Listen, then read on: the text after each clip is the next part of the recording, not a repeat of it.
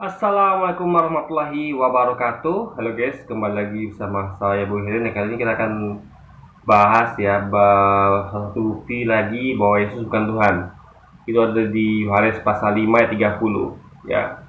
Bunyinya adalah Yesus berkata bahwa aku tidak dapat berbuat apa-apa dari diriku sendiri.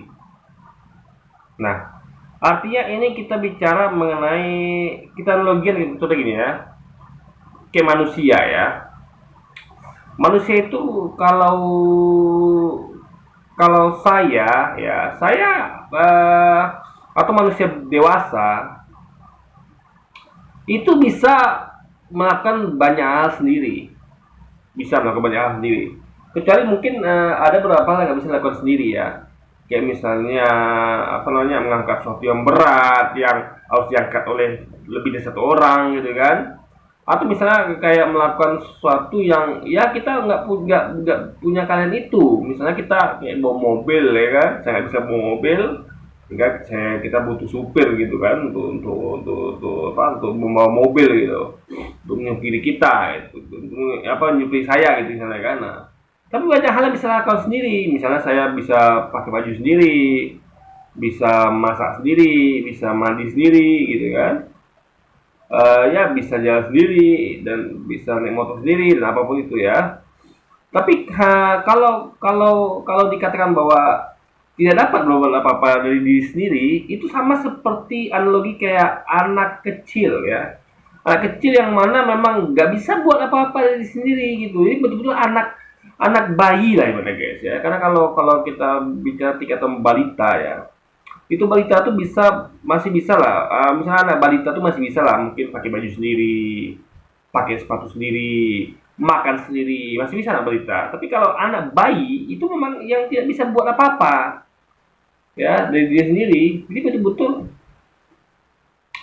murni butuh bantuan gitu dari orang tuanya. Nah, tentu Yesus adalah manusia dewasa, sehingga gak bisa disamakan, analogi tadi tuh seperti apa, cocok dengan kalimat bahwa aku tidak dapat bawa apa dari diri sendiri, tapi tentu dalam konteks ini kita kembalikan kepada posisi dia sebagai manusia dewasa.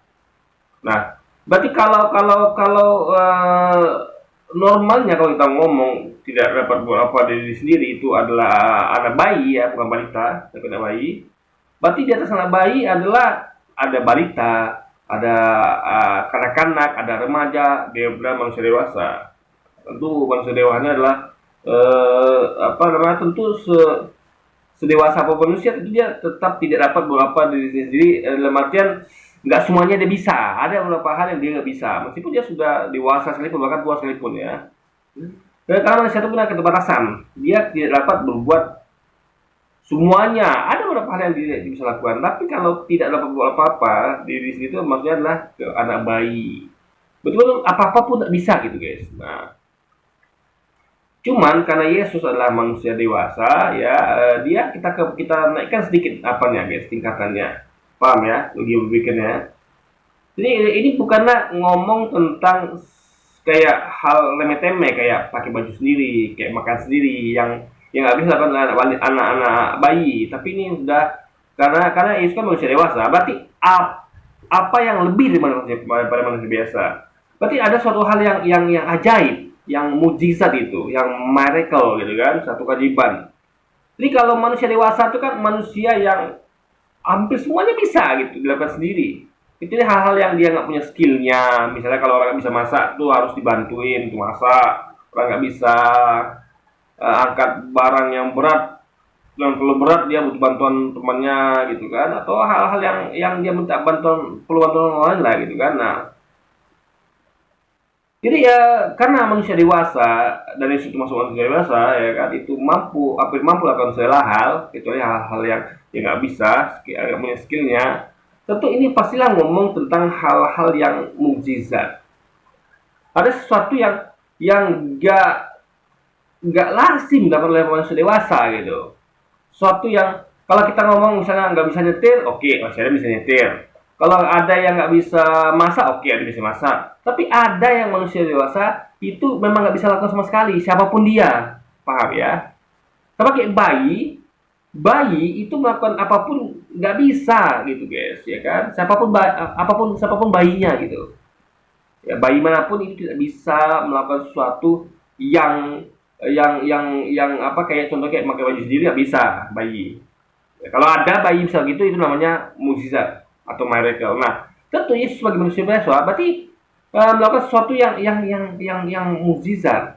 Artinya ini ngomong bahwa mukjizat Yesus tidak dapat dilakukannya tanpa bantuan dari suatu di luar dirinya gitu. Artinya itu adalah dalam hal mukjizat ya, dia tuh adalah seperti bayi tadi yang nggak mampu berbuat apa-apa dari diriku sendiri karena levelnya sudah manusia dewasa. Berarti kita naikkan tingkatannya gitu kan.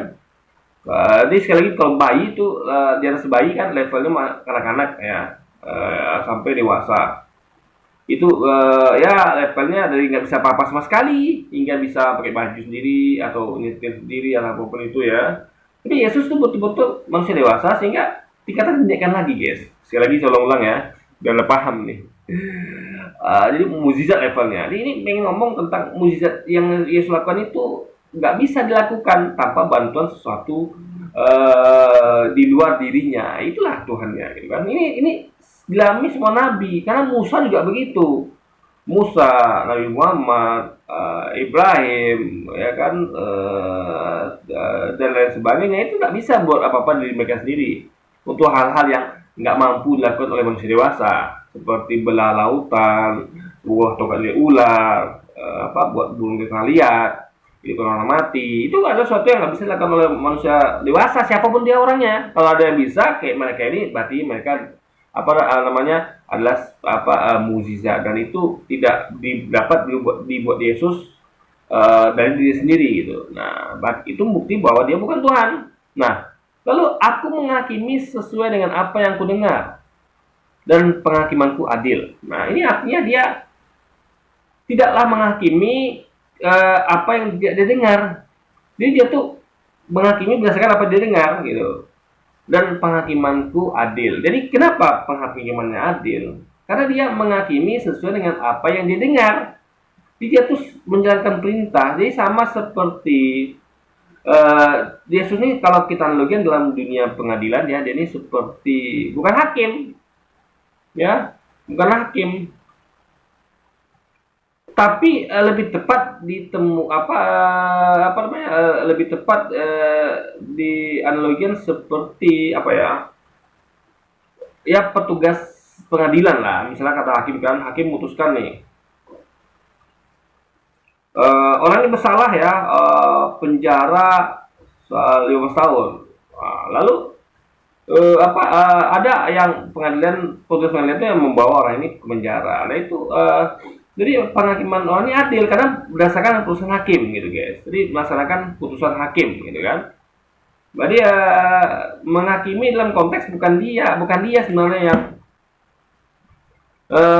hakimnya, dia hanya melakukan kehendak yang menentukan itu. Jadi Yesus menentukan untuk menghakimi orang. Yesus hanya menjalankan apa yang sudah diperintahkan gitu kan. Apa yang sudah dengar, misalnya dia mendengarkan dari Tuhan ya, ini orang masuk neraka gitu kan, ini orang masuk neraka, jadi dia tinggal melaksanakan perintah itu gitu kan. Jadi dia tidak memakai tidak